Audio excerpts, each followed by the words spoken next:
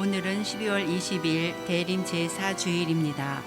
이스라엘의 목자이신 주 하느님께서는 이스라엘의 보잘것없는 이들 가운데에서 주님의 종 마리아를 선택하시어 주님의 거처로 삼으셨습니다.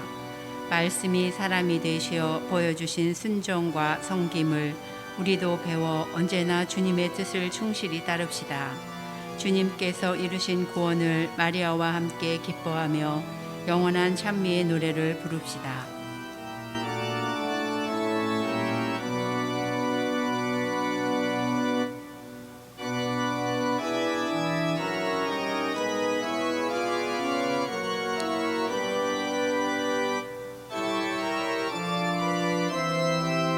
모두 일어서십시오. 입당송. 하늘아 위에서 이슬을 내려라. 구름아 의로움을 뿌려라. 땅은 열려 구원이 피어나게 하여라.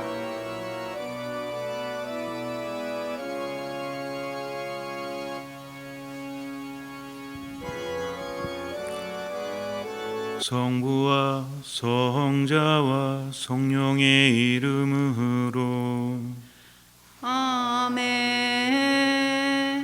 우리 주 예수 그리스도의 은총과 하느님의 사랑과 성령의 진교가 여러분 모두와 함께 또한 사제의 영과 함께 우리가 함께 모여서 미사를 봉헌하지 못하지만 그래서 우리 상임위원들 몇몇 분만 모여서 이렇게 거룩한 미사를 봉헌하지만 지금 집에 계시는 분들 이분들도 하느님의 은총 안에서 거룩한 미사의 은총을 받을 수 있도록 비록 직접 참여하지 못하지만 우리들과 한마음이 돼서 하느님 안에 머물 수 있는 은총을 청합니다.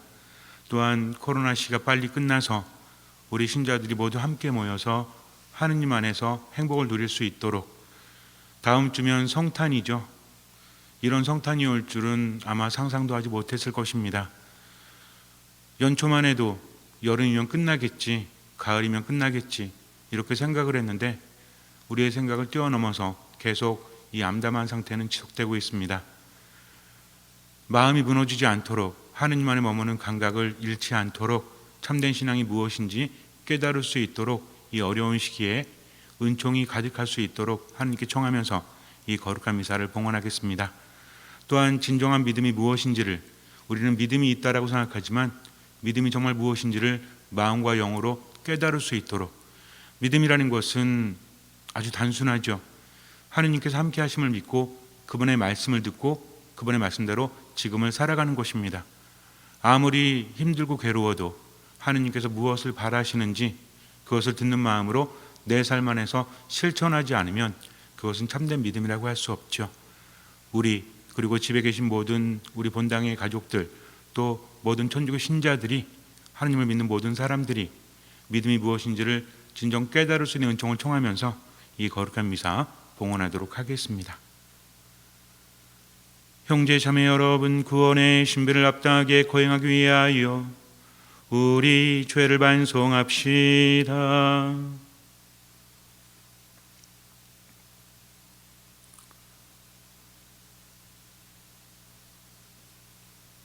전능하신 하느님과 형제들에게 고백하오니 생각과 말과 행위로 죄를 많이 지었으며 자주 의무를 소홀히 하였나이다. 제 탓이요 저의 큰 탓이옵니다. 그러므로 간절히 바라오니 평생 동정이신 성모 마리아와 모든 천사와 성인과 형제들은 저를 위하여 하느님께 빌어주소서. 전능하신 하느님, 저희에게 자비를 베푸시어 죄를 용서하시고 영원한 생명으로 이끌어 주소서. 아멘. 주님 자비를 베푸소서. 주님 자비를 베푸소서. 그리스도님 자비를 베푸소서. 그리스도님 자비를 베푸소서. 주님 자비를 베푸소서. 주님 자비를 베푸소서. 기도합시다. 주님 천세 아뢰므로 성자께서 사람의 되심을 알았으니 성자의 순환과 십자가로 부활의 영광에 이르는 총을 저희에게 내려주소서. 성부와 성령과 함께 천주로서 영원히 살아계시며 다스리시는 성자 우리 주 예수 그리스도를 통하여 비나이다. 아멘. 말씀 전례가 시작됩니다.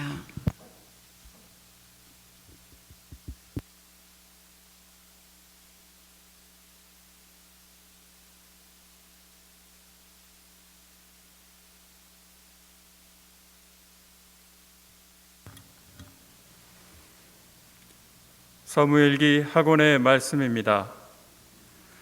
다윗 임금이 자기 궁에 자리 잡고 주님께서 그를 사방의 모든 원수에게서 평온하게 해주셨을 때이다.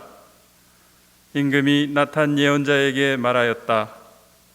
보시오, 나는 향백나무 궁에 사는데 하느님의 궤는 천막에 머무르고 있소. 나탄이 임금에게 말하였다. 주님께서 임금님과 함께 계시니 가셔서 무엇이든 마음 내키시는 대로 하십시오. 그런데 그날 밤 주님의 말씀이 나탄에게 내렸다. 나의 종 다윗에게 가서 말하여라. 주님이 이렇게 말한다. 내가 살 집을 내가 짓겠다는 말이냐? 나는 양떼를 따라다니던 너를 목장에서 데려다가 내 백성 이스라엘의 영도자로 세웠다.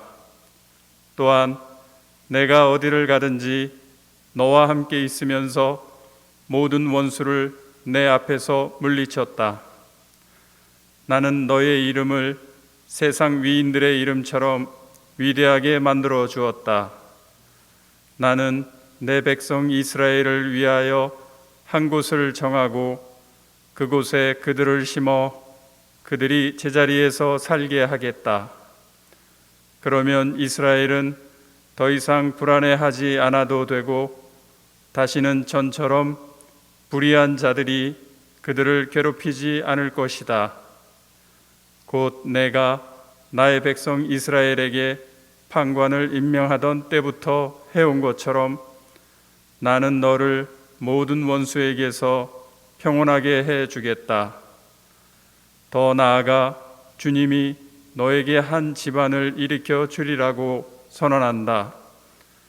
너의 날수가 다 차서 조상들과 함께 잠들게 될 때 내 몸에서 나와 내 뒤를 이을 후손을 내가 일으켜 세우고 그의 나라를 튼튼하게 하겠다. 나는 그의 아버지가 되고 그는 나의 아들이 될 것이다. 너의 지방과 나라가 내 앞에서 영원히 굳건해지고 내 왕좌가 영원히 튼튼하게 될 것이다. 주님의 말씀입니다. 하느님 감사합니다.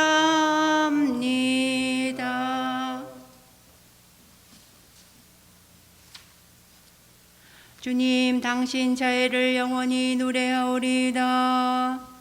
주님 당신 자애를 영원히 노래하오리다. 주님의 자애를 영원히 노래하오리다. 제 입은 당신의 진실을 대대로 전하오리다. 제가 아뢰나이다. 주님은 자애를 영원히 세우시고 진실을 하늘에 굳히셨나이다. 주님 당신 자애를 영원히 노래하오리다. 나는 내가 뽑은 이와 계약을 맺고 나의 종 다윗에게 맹세하였노라.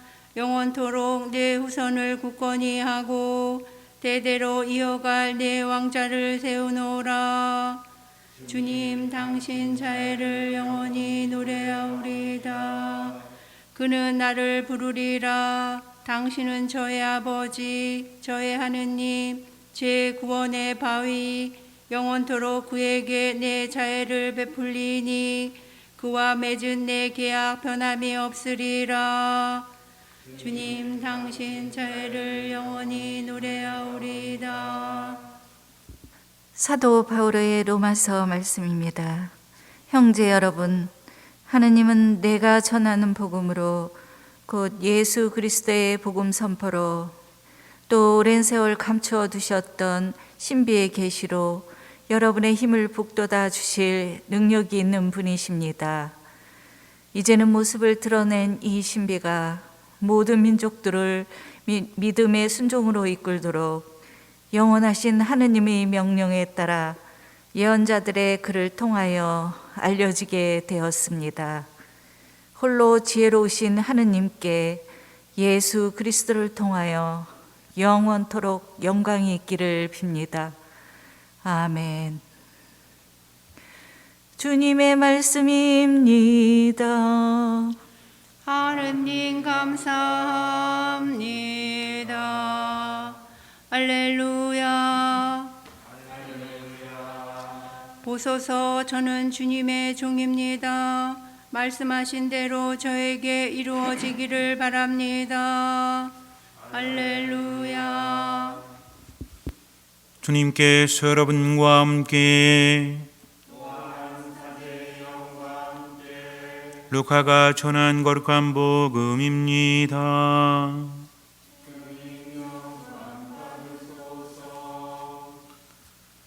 그때 하느님께서는 가브리엘 천사를 갈릴레아 지방 나자렛이라는 고을로 보내시어 다윗 집안의 요셉이라는 사람과 약혼한 처녀를 찾아가게 하셨다. 그 처녀의 이름은 마리아였다.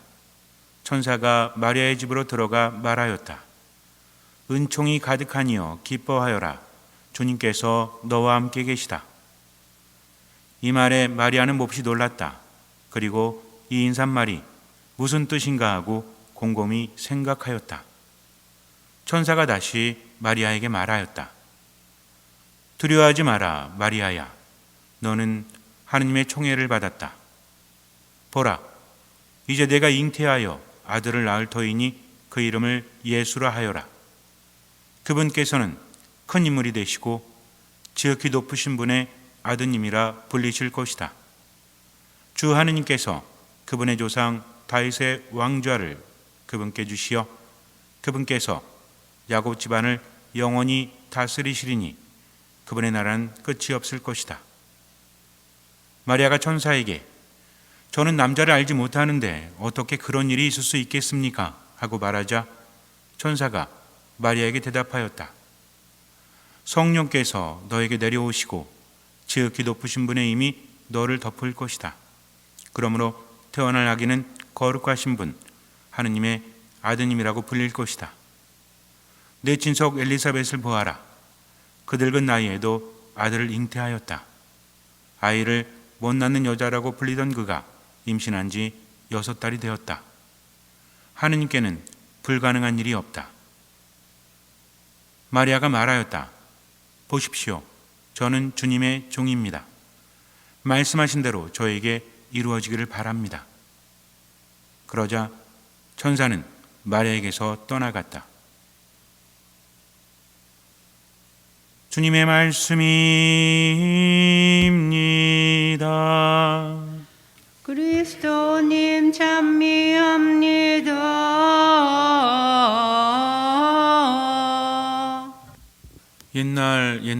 옛날에 박해를 피해서 산속으로 들어간 사람들이 마을을 이루고 살고 있었습니다.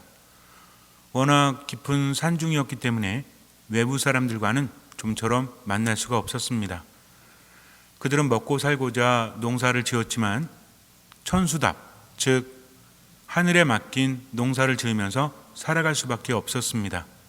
비가 와야만 농사를 제대로 지을 수 있었던 것이죠. 그런데 어느 날부턴가 비가 오지 않습니다. 한 달, 2달, 석 달. 사람들은 너무나 힘들었어요. 비가 오지 않으면 아무것도 할 수 없기 때문에, 외부 사람들과도 만나기가 쉽지 않았기 때문입니다. 모든 사람들이 하느님을 믿고 따르던 그런 사람들이었기 때문에 마을 중앙에 있는 성당에 모여서, 아주 조그만 허름한 성당에 모여서 하느님께 기도를 하였습니다. 할 수 있는 것은 아무것도 없었기 때문이죠. 그렇게 열심히 기도하는데 어느 날 그 마을의 촌장의 꿈에 하나님의 천사가 나타나서 이렇게 말합니다. 믿음으로 구하는 기도는 하느님께서 들어주신다. 진정 믿음이 있는 자만이 기도하면 그 기도를 하느님께서 들어주실 것이다. 라는 말을 남기고 떠났습니다. 꿈에서 깬 촌장은 생각을 합니다. 진정한 믿음이 있는 사람들은 과연 누구일까? 여기에는 박해를 피해서 모여든 사람들 뿐인데 이들은 과연 믿음이 없는 것일까? 믿음이 있는 것일까? 믿음이 있는 것 같은데 라는 생각을 합니다. 쉽게 풀리지가 않았어요. 그래서 어느 날 아이디어를 냅니다. 나이가 많은 사람들부터 나누어서 모여서 함께 기도하기로 한 거죠. 천사의 말에 조건이 붙었죠. 어떤 조건이었습니까? 진정한 믿음이 있는 사람.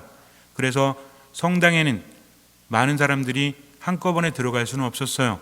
그래서 보통 아이들이나 연로하신 분들은 집에 있고 젊은 사람들, 성당에 와서 앉아 있을 수 있는 사람들만 모여서 기도를 할 뿐이었습니다. 마을 전체 사람들을 대상으로 진정한 믿음이 있는 사람을 찾아내기 위해서 마을 촌장은 아이디어를 냅니다. 나이대별로 시간을 정해서 성당에 모여서 기도를 한 거죠. 오늘은 70대 이상, 그리고 내일은 60대 이상 이렇게 합니다. 그런데 70대, 60대, 50대, 40대, 30대 모여서 기도했는데 비는 오지 않습니다. 이제 남은 것은 20대와 10대 뿐이었죠. 이런 생각을 합니다. 어른들도 진정한 믿음이 없다면 아이들이 과연 있을까? 예나 지금이나 젊은이들은 어떻습니까? 청년들, 아이들은 기도하기를 귀찮아할 때도 있죠. 어른들만큼 오랜 전례 안에서 또는 기도 안에서 머물기를 잘 하지 못합니다. 점점 희망은 사라지고 있었죠. 그러나 아이들이 믿음이 있다는 것도 성경에 있기 때문에 믿어보기로 했어요. 20대가 모여서 기도합니다. 과연 비가 왔을까요? 오지 않았습니다. 이제 10대가 모여서 기도를 합니다. 마지막 희망이죠. 그런데도 비가 오지 않았습니다. 정녕 믿음 있는 사람은 없단 말인가? 라는 생각을 하는데 한 아이가 한 7살쯤 됐을까? 아이가 성당 안으로 들어옵니다. 마을 사람들은 깜짝 놀랐어요. 왜냐하면 아이는 우비를 입고 있었고 손에는 우산을 들고 있었기 때문입니다. 얘야 너 뭐 하는 거니? 아이가 대답합니다. 하느님께 기도하러 왔습니다. 비가 오지 않아서 기도한다고 하니 저는 우비를 입고 우산을 들고 왔습니다. 하느님께서 비를 내려주실 때 비를 맞지 않기 위해서입니다. 그때 하늘에서 천둥과 번개가 치고 비가 오기 시작을 합니다. 참된 믿음을 아이가 가졌던 거죠. 참된 믿음은 무엇입니까? 과연 마을 다른 사람들은 믿음이 없었던 것일까요? 하나님에 대한 신뢰, 하느님께서 함께 하심, 그분에 대한 믿음은 우리가 보통 어원적으로 나의 심장을 하느님께 드리는 거라고 했죠. 하느님의 말씀이기 때문에 믿고 따르는 것입니다. 성경 전반에서 우리에게 믿음에 대해서 무엇이라고 알려주고 있죠. 믿음이라는 것은 기적을 불러 일으킵니다. 기적은 하느님께로부터 오죠. 예수님께서 기적을 행하실 때 우리는 수없이 듣고 반복을 했습니다. 이미 알고 있죠.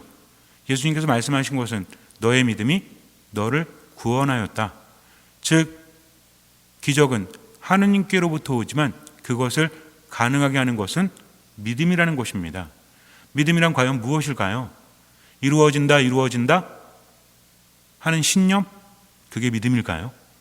물론 그것도 믿음이라고 할 수 있죠.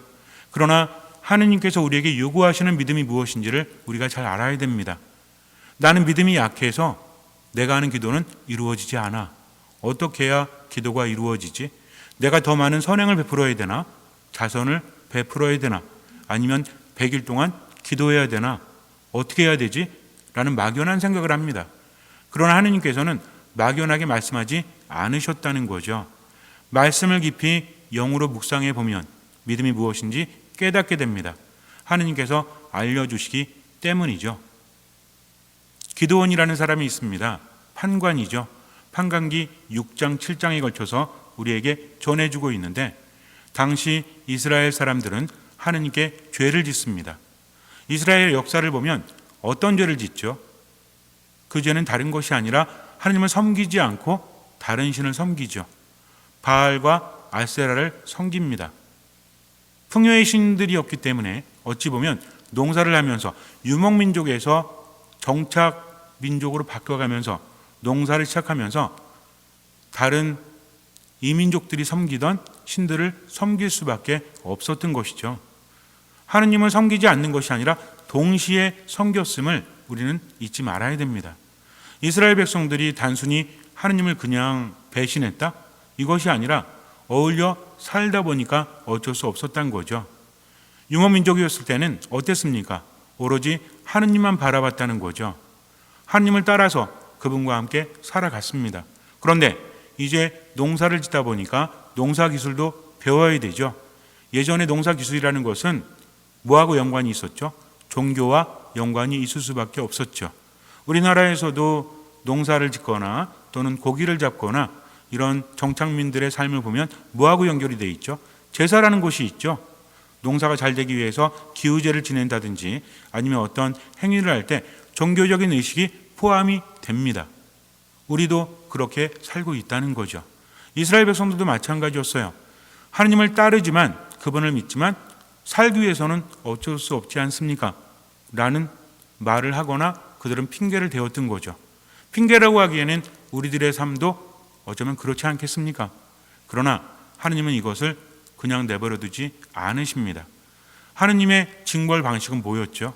하느님은 밉기 때문에 그저 처벌하기 위해서가 아니라 당신께 돌아오기를 바라는 마음으로 현실 안에서 어려움을 주십니다. 그것은 다른 민족들의 침략으로 이어졌다는 거죠. 미디안 군들이 와서 이스라엘을 침략합니다. 이스라엘 사람들은 속절없이 당했어요. 먹을 것마저 빼앗습니다. 낙타를 타고 와서 아주 정말 어떻게 본다면 하나도 남김없이 싹 쓸어가는 사람들, 먹을 것을 다 빼앗아 갔다는 거죠. 이스라엘 백성들이 아무리 소출을 내어도 그들은 모든 것을 빼앗겼기 때문에 숨겨놓기에 급급합니다. 그러니 제대로 삶을 살아갈 수 없었죠. 기드원이라는 사람도 마찬가지였어요. 자기가 먹을 밀 이삭을 이제 털고 있었어요. 이것을 숨겨놓아야지 라는 생각을 합니다. 그런데 그때 하느님의 천사가 기드원에게 나타납니다. 힘센 용사여, 하느님께서 너와 함께 계시다 하면서 하느님의 메시지를 전하려고 합니다. 그런데 기드원은 이렇게 말해요. 하느님께서 우리하고 함께 계시다고요? 이집트에서 우리를 이끌어내시고 우리를 구원하신 하느님, 그렇다면 우리가 왜 이 모양 이 꼴입니까? 하면서 천사에게 말합니다. 속마음은 어땠을까요? 하느님께서 함께 계시다면 왜 이런 일이 벌어져야 됩니까? 그분은 어디 계신 겁니까? 라고 말하고 싶었겠죠. 답답한 겁니다. 하나님에 대한 불신, 단순한 불신이 아니라 삶이 힘들기 때문에, 요즘에 코로나 때문에 많이 힘들 때도 어떻습니까? 전쟁이나 이런 것보다 사실은 약한 거죠. 그런데도 어때요? 우리들의 마음이 흔들리고 우리들의 정신이 흔들리지 않습니까? 무력감, 우울감에서 헤어나지 못하는 것 같아요. 코로나 블루다. 그래서 우울과 겹쳐졌다. 코로나 앵글이다. 라는 말을 합니다. 근데 저는 이런 생각이 들어요. 요즘에는 그런 것들이 너무나 심화되어 가지고 코로나 울컥인 것 같아요. 코로나 때문에 울컥울컥하지 않습니까? 가족끼리도 울컥하고 나도 모르게 감정이 막 툭툭 튀어져 나와요. 예전 같았으면 참을 수 있는 것도 이제는 참지를 못합니다. 참지 않는 게 아니라 참지를 못하는 거죠. 꾹꾹 누르고 있다가 울컥하면 어떻습니까? 후회할 말을 하고 행동을 해서 나중에 수습하지 못해요. 요즘에는 많은 사람들이 그런 것 같아요. 근데 전쟁 때문에 먹을 것도 제대로 먹지 못하고 모조리 빼앗긴다는 것, 농사가 잘 되지 않아서 또는 뭔가 사람의 힘이 아닌 천재지변에 의한 것이라면 어느 정도 포기할 수 있죠. 내가 잔뜩 모아놨는데 누군가 빼앗아 갑니다. 아픔이 2배지 않습니까? 하나는 뭐예요? 먹을 것마저 빼앗겼다는 것. 두 번째는 뭡니까? 지키지 못했다는 그런 자괴감도 있지 않을까요?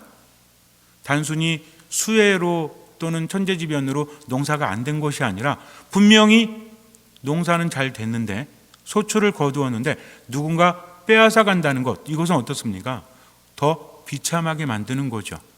하느님께서 함께 하시다고 천사가 말하지만 아니 도대체 하느님께서 함께 하신다면 왜 이런 일이 벌어져야 됩니까? 천사는 말하죠. 힘센 용사여, 이제 내가 이스라엘 백성을 구하여라. 아니 무슨 말씀하시는 겁니까? 우리 므낫세 지파는 정말 므낫세 지파라는 것은 그리 대단한 지파는 아니었어요. 더군다나 기드온의 가족들은 그 지파에서도 가장 약한 그런 시족이었습니다. 더군다나 기드온은 그 중에서도 가장 보잘것없는 사람이었어요. 성경의 이 표현은 가장 어린 막내라고도 우리가 해석되어질 수 있는데 어쨌든 기드온이라는 사람은 지금 천사가 힘센 용사라고 부르고 있지만 자기 자신마저 자기 자신을 믿지 못하죠. 힘센 용사가 뭐하고 있었죠? 밀 이삭을 숨기기 위해서 털고 있었다는 겁니다. 포도하게 넣고 털고 있었어요. 그래서 요거를 가지고 이제 숨겨놓아야지 라고 하고 있는 사람한테 힘센 용사라고 합니다. 그리고 이스라엘 백성을 구하라고 하니 말이 됩니까? 말이 되지 않는다는 거죠. 천사라는 존재는 어떤 존재죠? 우리가 보통 천사 그러면 날개를 달고 하느님의 영의 모습을 지니고 있고 하느님의 영의 기운을 지니고 있고 하느님의 메시지를 전하는 존재. 그러니까 좀 이미지가 어때요? 뭔가 인간과는 다르다고 느끼죠. 그런데 구약 성경을 보면 천사는 인간과 똑같은 모습으로 나타나는 경우가 많습니다. 처음에는 천사인지 아닌지를 알지 못해요. 이스라엘 백성들은 이 전통을 알고 있었다는 거죠. 만약에 누가 우리에게 나타나서 똑같은 모습은 인간의 모습인데 나는 천사인데 너에게 하느님의 말씀을 전하려고 왔어. 여러분들은 믿으시겠어요? 믿지 않을 겁니다. 하지만 이스라엘 백성들은 알고 있었다는 거죠. 중요한 것은 그가 하느님의 영의 힘을 지니고 있는가 지니지 않는가 무시할 수 없다는 겁니다. 앞에 있는 사람이 정말 천사인지 아니면 정신 나간 사람인지 맛이 간 사람인지 몰라요. 그러나 무시할 수는 없다는 거죠. 그래서 요구를 합니다. 하느님께서 보내신 분이라면 잠깐 계십시오. 제가 다녀오겠습니다 하면서 새끼 염소를 잡고 그리고 빵을 가져와요.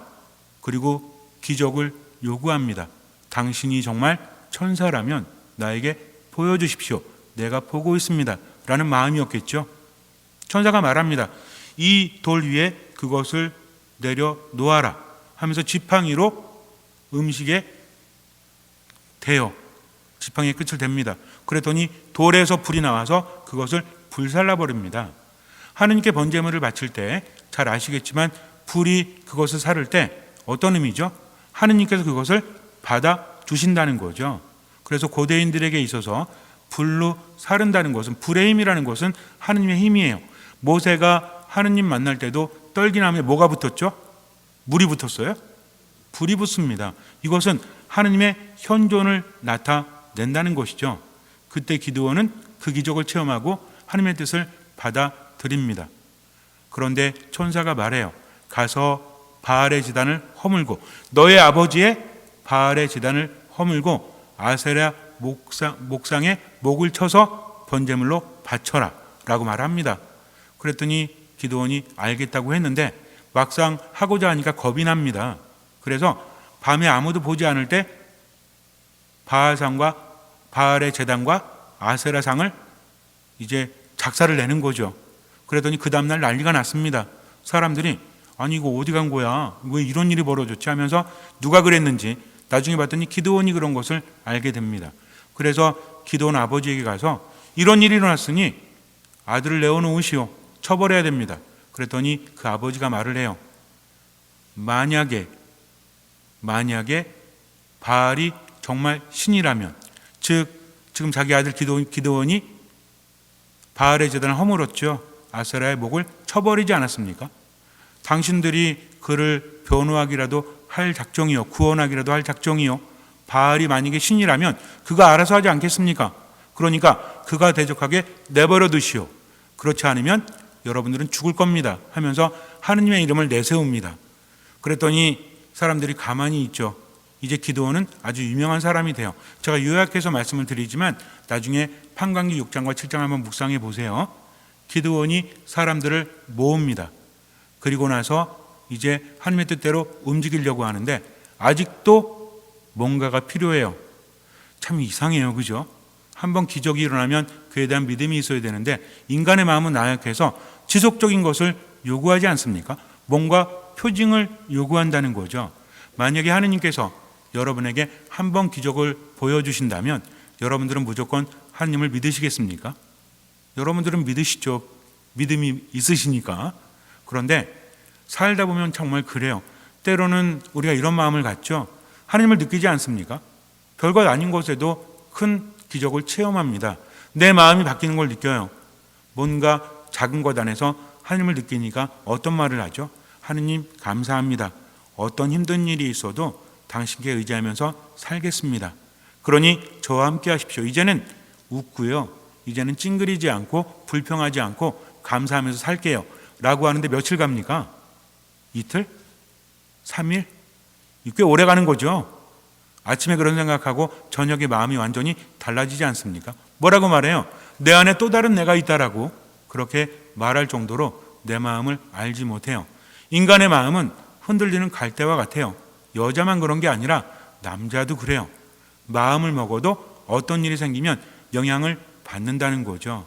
점점 나이가 들수록 경험이 많아질수록 마음이 굳건해져야 되는데 우리 어때요?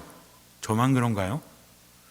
30대 때, 40대, 이제 50대가 되면 어떨까라는 생각을 합니다.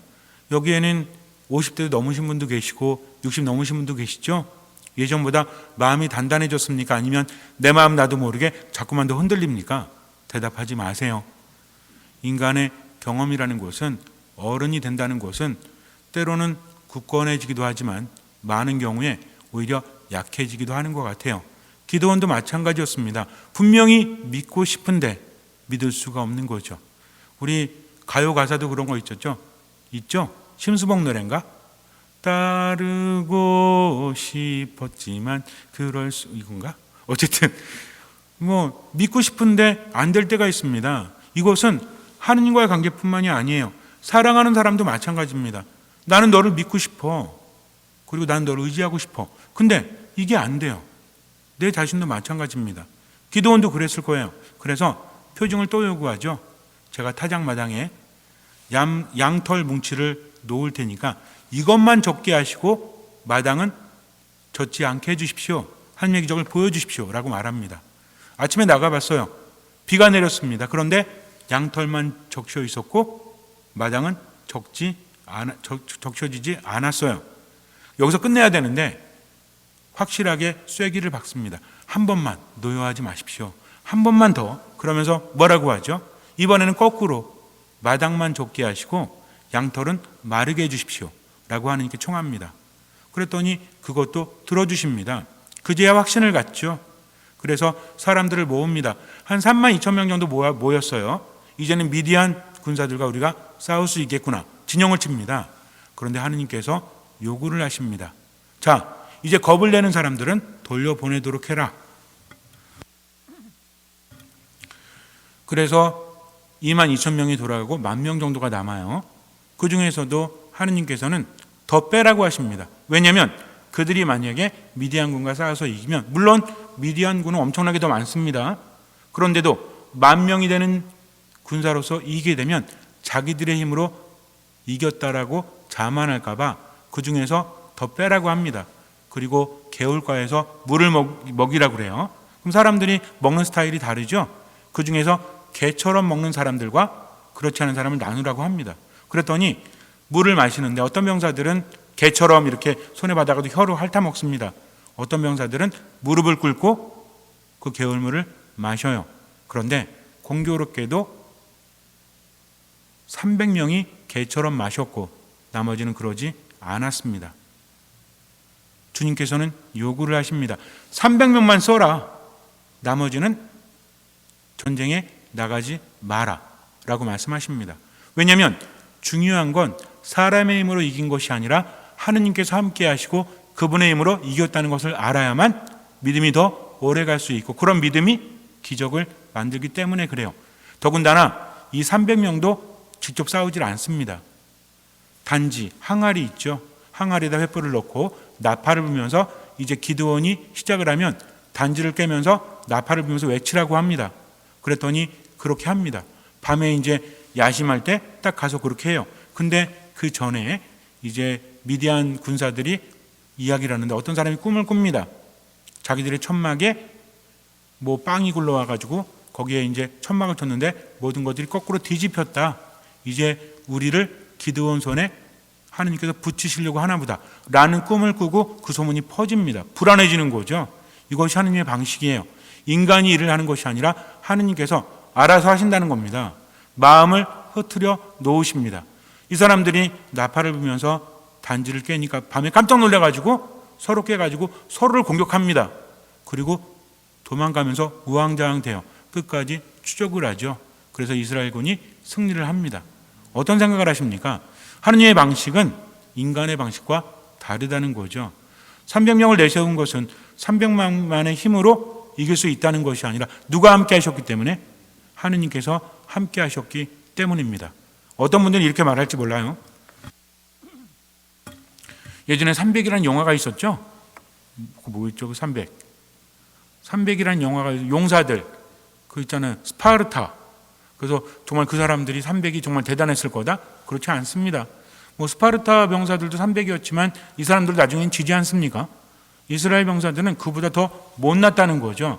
그런데도 이길 수 있었던 것은 그들이 용맹했기 때문이 아닙니다. 이들은 싸워보지도 않았어요. 나팔 불면서 소리만 질렀을 뿐입니다. 누가 함께 하셨기 때문에? 하느님께서 함께 하셨기 때문이죠. 구약 성경, 신약 성경을 보면 아주 명백히 드러납니다.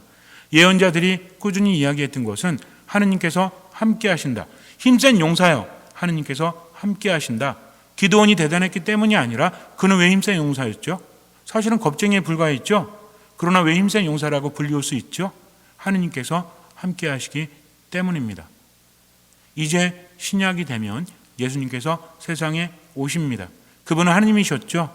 그분은 왜 오셨어요? 우리와 함께 살기 위해서. 그래서 뭐라고 하십니까? 나를 따라라. 내 안에 머물러라. 그분은 우리와 함께 하기를 바라십니다. 하느님께는 모든 것이 가능하기 때문에 그래요. 그분께는 불가능한 것이 없기 때문에 그래요. 그러나 단 한 가지 중요한 것은 우리가 자유의지를 가지고 그분과 함께 할 때 그 모든 것은 일어날 수 있다는 것이죠. 하느님이 무력하셔서가 아니라 세상에는 조건이라는 것이 있습니다. 내가 아무리 사랑해도 상대방이 내 사랑을 받아주지 않으면 더 이상 함께 할 수 없는 거잖아요. 그렇지 않습니까? 중요한 건 선택이죠. 하느님께서 그것을 요구하십니다. 그러면서 계속 보여주신다는 거죠. 단순히 그냥 아무 확신도 없는데 믿어라 이게 믿음이 아닙니다. 가끔 우리는 착각을 해요. 나는 믿음이 없고 저 사람은 믿음이 있는 것 같아요. 왜 있죠?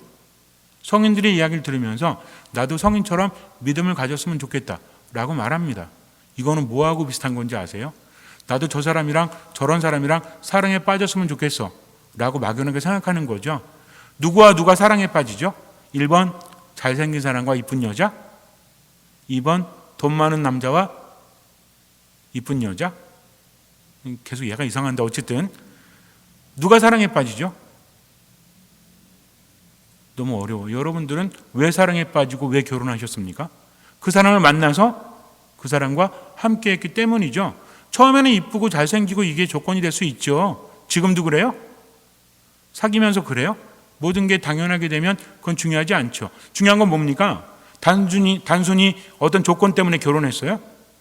그건 아니잖아요. 서로가 확신을 가졌고 관계가 형성되었기 때문입니다. 하느님과의 관계도 마찬가지라는 거죠. 하느님이 어떤 분이신지 알아야 되죠. 그냥 뭐 감으로 처음부터 사랑에 빠지는 거 아닙니다. 조건도 중요합니다. 아무나 사랑할 수는 없잖아요. 그러나 하느님을 알면서 어떻죠? 저분은 어떤 분이시고 나를 얼마나 사랑하시고 이것을 삶에서 체험하게 되는 거죠. 가장 중요한 게 있다라고 했습니다. 하느님께는 모든 것이 가능하죠. 하느님은 모든 것을 아십니다. 나보다 나를 더 잘 아신다는 거죠. 세 번째 뭐예요? 하느님께서 나보다 더 사랑하신다는 겁니다. 불가능함이 없는 분, 모든 것이 가능한 분이 나를 잘 아시고 나를 사랑하신다면 나는 어떻게 하면 돼요? 맡기면 돼요. 그분을 따라가면 된다는 겁니다. 하느님은 인간이 볼 때는 말도 안 되는 불가능한 것을 당신의 힘으로 하신다는 겁니다. 하느님은 우리에게 뭘 잘하기를 바라지 않으십니다. 당신과 함께하기를, 당신을 따르기를 바라신다는 거죠. 시골 처녀였던 마리아에게 천사가 나타납니다. 은총이 가득한 이여 기뻐하여라. 주님께서 너와 함께 계시다. 왜 기뻐하라고 합니까? 은총이 가득하기 때문이죠. 왜 은총이 가득하죠? 주님께서 함께 하시기 때문입니다. 돈이 많아서가 아니라, 인간적인 능력이 있어서가 아니라, 어떻게 본다면 마리아의 일은 인간적으로 볼 때는 이건 정말 암담한 겁니다. 처녀가 아이를 배웠다, 돌에 맞아 죽는 것이 당연했기 때문이죠. 천사가 마리아에게, 성모님에게 자세히 알려주지 않습니다.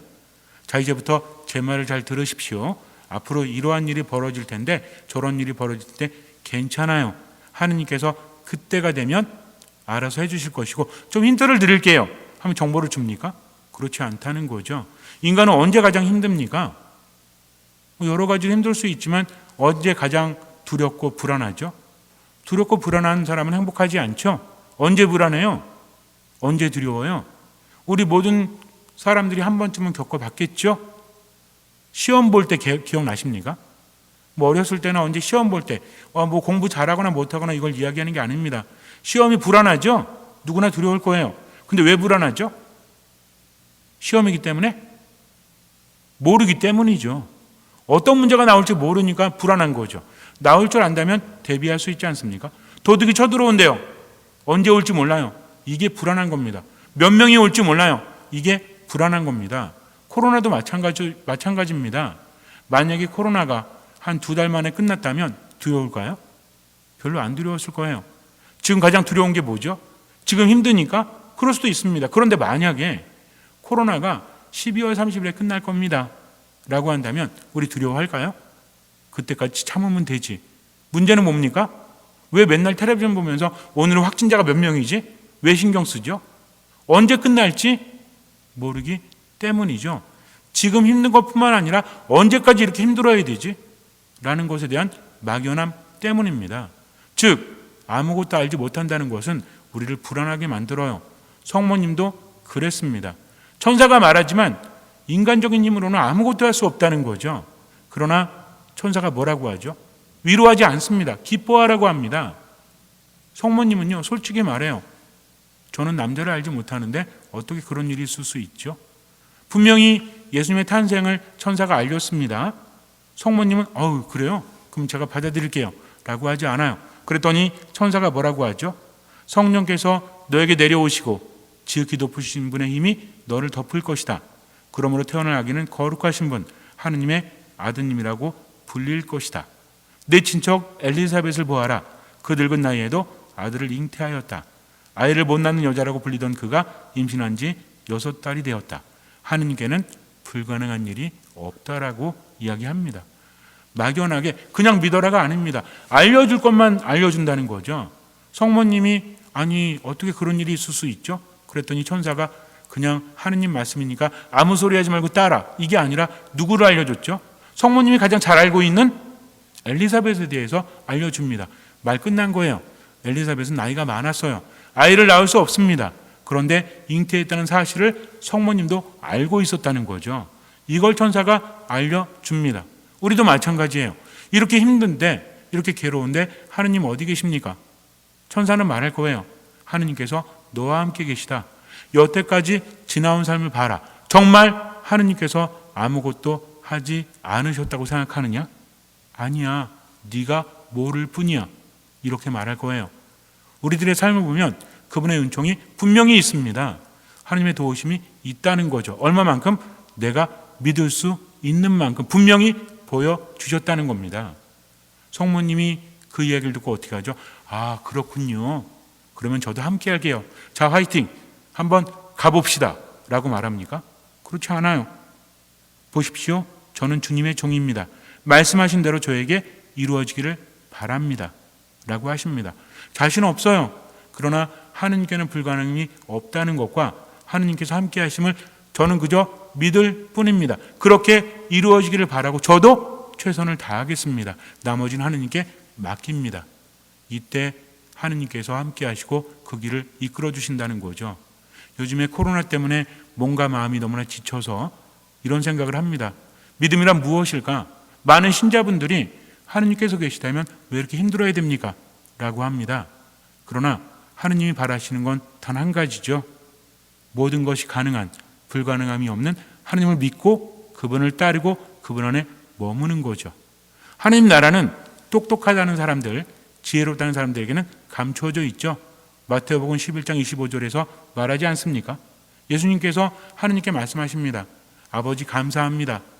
똑똑하다는 이들, 지혜롭다는 이들에게는 이 모든 것을 감추시고 철부지들에게 드러내 보이시니 감사합니다라고 말해요. 철부지는 어떤 사람이죠? 하느님 말씀 듣고 그것을 따르는 겁니다. 인간적인 고민 중요하지 않습니다. 물론 아주 중요하지 않다는 게 아니라 아무것도 할 수 없잖아요. 그러니까 어떻게 해요? 하느님 믿고 지금을 따라가는 거죠. 믿음이라 이런 겁니다. 모두가 알고 있고 모두가 확신하고 있는 것을 하는 것이 믿음이 아니라 누구의 말씀이기 때문에? 하느님의 말씀이기 때문에. 지금 네가 힘들어도 내가 함께한다. 그러니 나를 믿고 지금을 살아라. 그러면 기적이 일어날 것이다. 우리는 이렇게 생각을 하죠. 어디까지 버텨야 됩니까?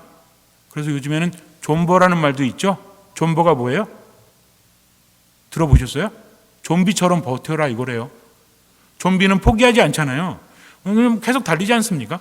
그래서 뭐 존버하라 이런 얘기 있는데 우리 신자들은 존버하는 사람이 아닙니다. 버티는 사람이 아니죠. 어떤 사람이에요? 하느님을 따르는 사람이에요. 지금의 이 시간에 내가 뭘 했는지를 먼저 생각해야 됩니다. 이렇게 했는데 하느님은 어디 계시죠? 하느님 말씀하실 거예요. 나를 따르지 않잖아. 내가 너에게 버티라고 했니? 나를 따르라고 했지? 이렇게 말씀하십니다. 근데 우리는요, 인간적인 일에 지치고 인간적인 일에 힘들어가지고 하느님 믿는다고 하면서도 따르고 싶었지만 이렇게 말하고 있어요. 그러면 안 된다는 거죠. 기도원도 그랬어요. 수많은 성인들도 그럽니다. 성모님도 그랬습니다. 그러나 성모님처럼 순명하는 순간 하느님께서 이 땅에 오셔서 우리와 함께 하신다는 거죠. 나와 함께 하기를 바란다면 어떻게 하면 돼요? 존버하는 게 아니라 좀따? 좀비처럼 따르는 거 아니죠. 누구처럼? 성모님처럼 따르면 돼요. 아무것도 모르지만 어떻게 하기 때문에? 그분을 신뢰하기 때문입니다. 중요한 거 기억하세요. 하느님께는 모든 것이 가능하다. 그분께는 불가능함이 없다. 그분은 나를 나보다 더 잘하신다. 나를 나보다 더 사랑하신다. 그러니 뭘 바라신다? 그분 안에 머물기를. 300명의 병사로서 수많은 병사를 이긴 이유는 무엇입니까? 전략을 잘 짜서? 아니죠. 하느님께서 함께 하셨기 때문입니다. 잠시 눈을 감으세요. 내가 힘들어도 괴로워도 우리는 분명히 알아야 돼요. 믿음이라는 것은 요구합니다. 뭘 요구합니까? 순명을 요구한다는 거죠. 이 순명은 무엇입니까? 아무것도 알지 못하는데 그저 막연하게 억울하게 답답하게 따르라는 것이 아니라 이미 우리 삶 안에서 보여주셨다는 거죠. 얼마만큼? 믿을 수 있는 만큼. 그만큼만 바라보고 그만큼만 따르도록 하세요. 힘들어도 그분의 말씀을 듣기 위해서 듣는 마음으로 지금 이 순간에 머무십시오. 미사, 말씀, 기도 안에서 인간적인 슬픔, 인간적인 고통 인정해요. 그러나 그럼에도 불구하고 그분을 따르십시오. 아버지 이 잔을 제게서 거두어 주십시오. 그러나 제 뜻대로 마시고 아버지 뜻대로 하소서. 지금 이 순간 하느님께서 나에게 무엇을 바라실까? 먼저 기도하고 묵상하고 그것을 실천하십시오. 그럴 때 기적은 일어납니다. 잊지 마세요. 하느님께는 불가능함이 없다는 것을.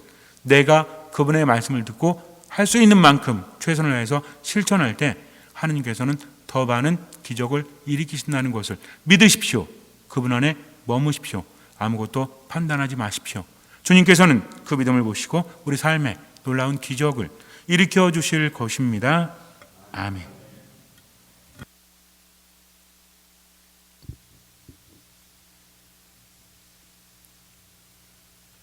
모두 일어서십시오. 전능하신 천주 성부 천지의 창조주를 저는 믿나이다. 그 외아들 우리 주 예수 그리스도님 성령으로 인하여 동정 마리아께 잉태되어 나시고 본시오 빌라도 통치 아래서 고난을 받으시고 십자가에 못 박혀 돌아가시고 묻히셨으며 저승에 가시어 사흔날에 죽은 이들 가운데에서 부활하시고 하늘에 올라 전능하신 천주 성부 오른편에 앉으시며 그리로부터 산이와 죽은 이를 심판하러 오시리라 믿나이다. 성령을 믿으며 거룩하고 보편된 교회와 모든 성인의 동공을 믿으며 죄의 용서와 육신의 부활을 믿으며 영원한 삶을 믿나이다. 아멘. 형제자매 여러분, 우리가 모두 순수하고 나무랄 데 없는 사람으로 그리스도의 날을 맞이하기를 바라시는 하느님 아버지께 정성을 다하여 기도합시다. 교회를 위하여 기도합시다.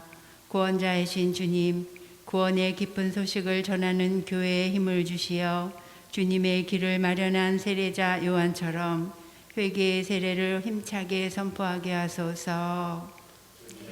저희의 기도를 들어주소서. 우리나라의 평화를 위하여 기도합시다.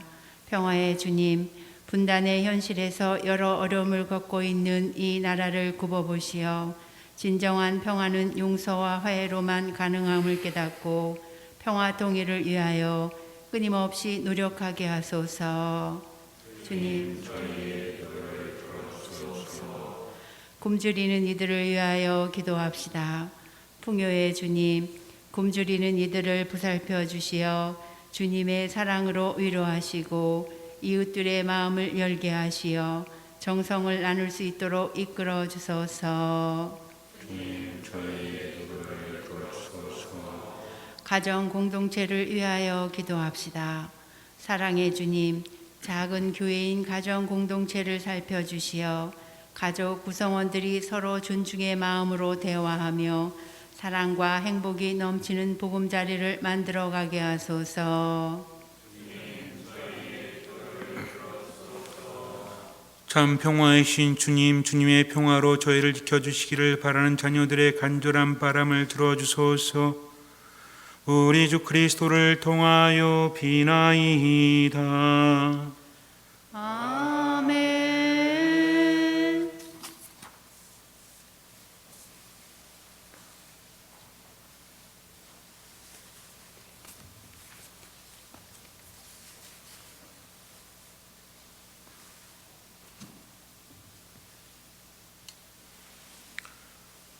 오늘의 주 하느님 찬미 받으소서. 주님의 덕으로시 은혜로 저희가 땅을 거니 이 빵을 주님께 바치오니 생명의 양식이 되게 하소서. 하느님 길이 찬미 받으소서.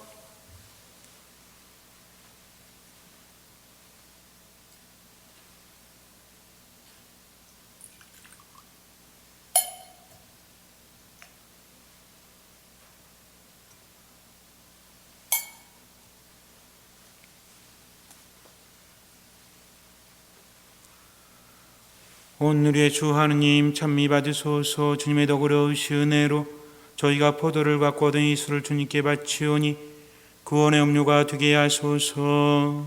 하느님 길이 찬미 받으소서.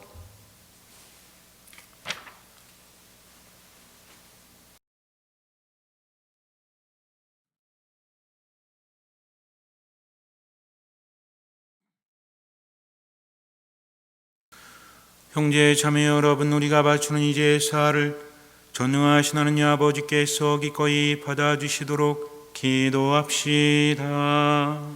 사제의 손으로 바치는 이 제사가 주님의 이름에는 찬미와 영광이 되고 저희와 온 교회는 도움이 되게 하소서. 주님, 성령의 힘으로 복되신 동정 마리아께서 성자를 잉태하게 하셨으니 제대 위에 이 예물도 성령의 힘으로 거룩하게 하소서. 우리 주 그리스도를 통하여 비나이다. 아멘. 주님께서 여러분과 함께 또한 사제의 영과 함께 마음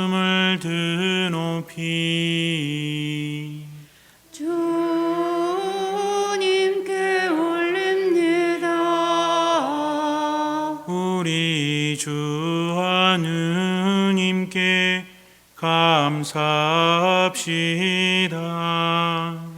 마땅하고 옳은 일입니다. 거룩하신 아버지, 전능하시고 영원하신 주 하느님, 우리 주 그리스도를 통하여 언제나 어디서나 아버지께 감사함이 참으로 마땅하고 옳은 일이며 저희 도리요 구원의 길이옵니다. 모든 예언자는 그리스도께서 오실 것을 미리 알려주었고, 동정 성모님께서는 극진한 사랑으로 그분을 품어주셨으며, 요한은 오실 분을 미리 알려주고 이미 와 계신 그분을 가르쳐 주었나이다. 그리스도께서는 저희가 깨어 기도하고 기쁘게 찬미의 노래를 부르면서 성탄 축제를 준비하고 기다리게 하셨나이다.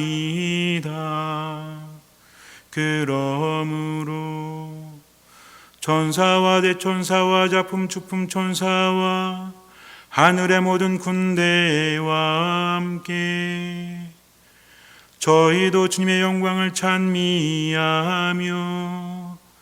끝없이 노래하나이다.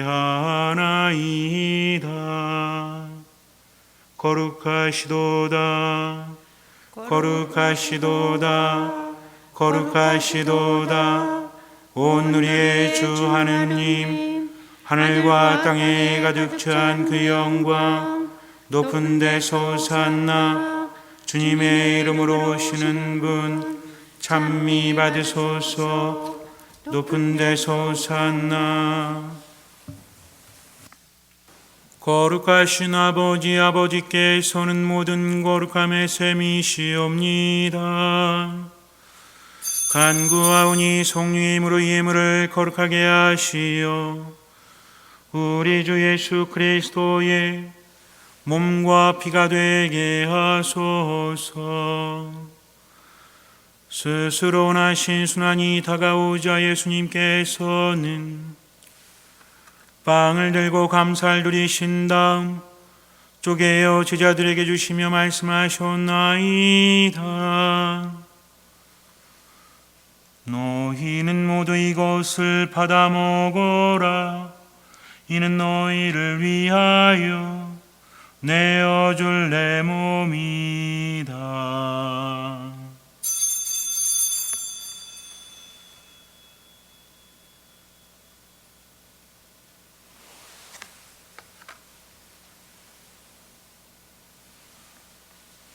저녁을 잡수시고 같은 모양으로 잔을 들어 다시 감사를 드리신 다음 제자들에게 주시며 말씀하셨나이다. 너희는 모두 이것을 받아 마셔라. 이는 새롭고 영원한 계약을 맺는 내 피의 잔이니 죄를 사하여 주려고 너희와 많은 이를 위하여 흘릴 피다.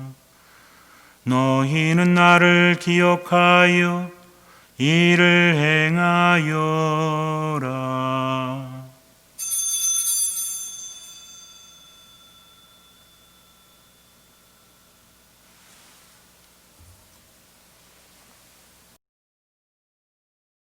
신앙의 신비요, 주님께서 오실 때까지 주님의 죽음을 전하며 부활을 선포하나이다.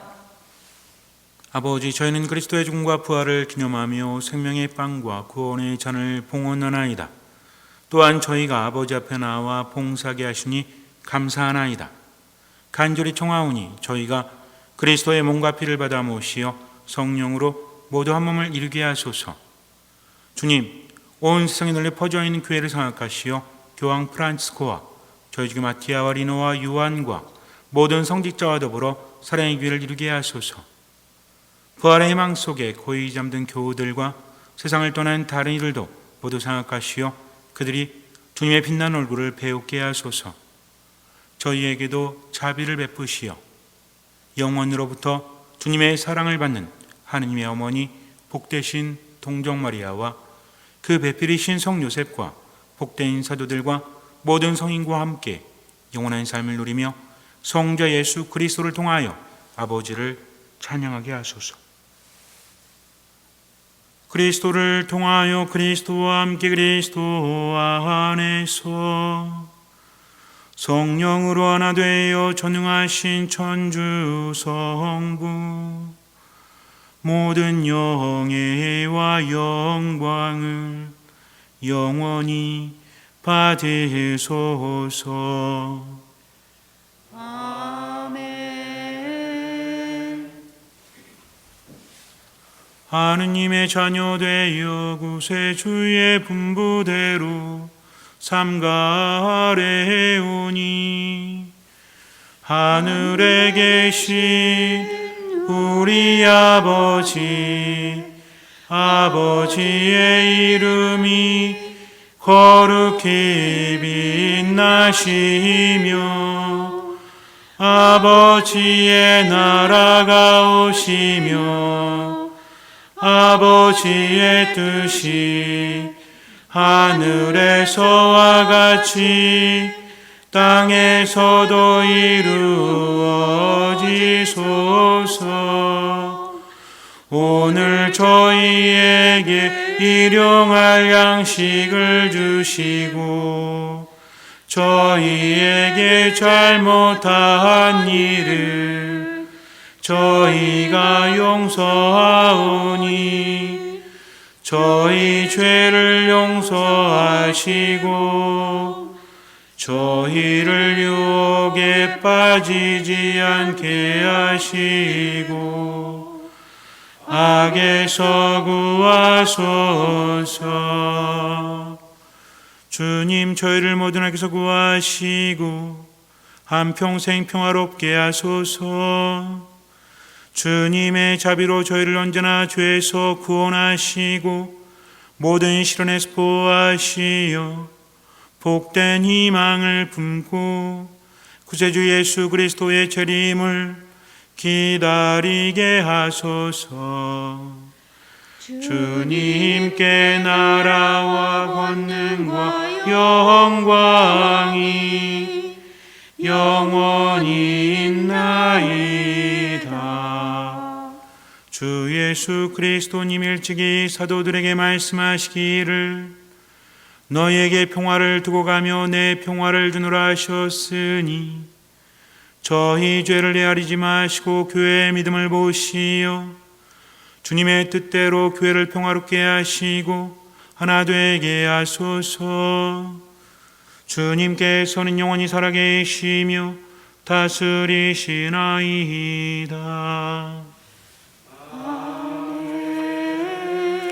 주님의 평화가 항상 여러분과 함께 또한 사제의 영과 함께 평화 인사를 나눕시다.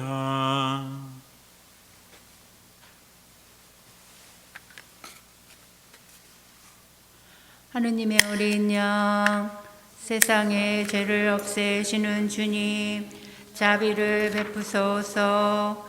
하느님의 어린 양, 세상의 죄를 없애시는 주님, 자비를 베푸소서. 하느님의 어린 양, 세상의 죄를 없애시는 주님, 평화를 주소서.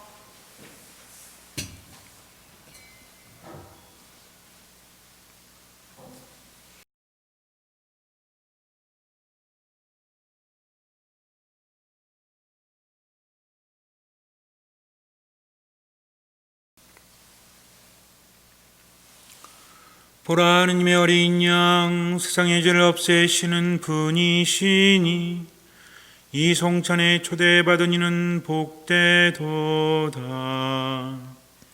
주님 제 안에 주님을 모시기에 합당치 않사오나 한 말씀만 하소서 제 영혼이 곧 나으리라.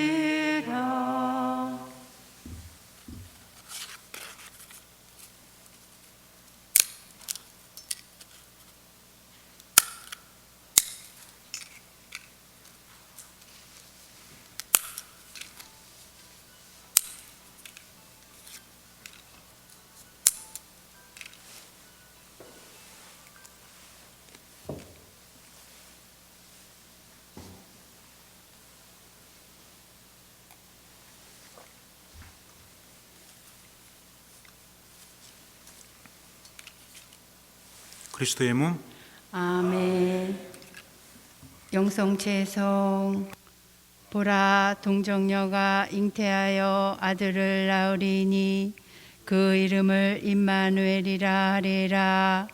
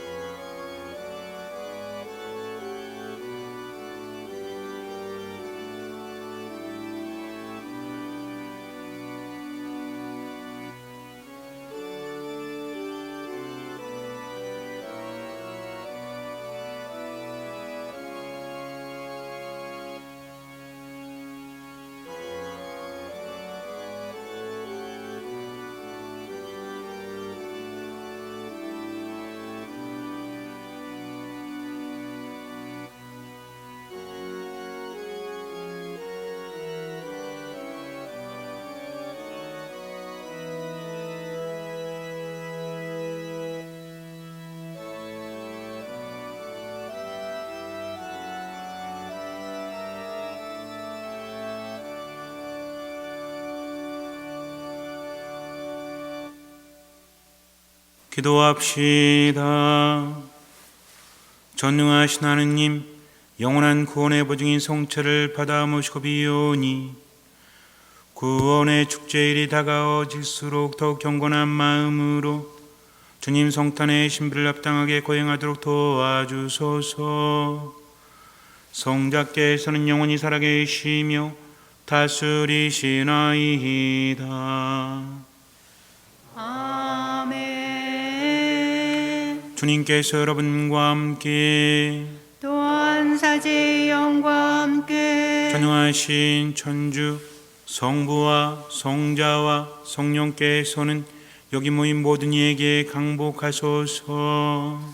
아멘. 주님을 찬미합시다. 하느님 감사합니다.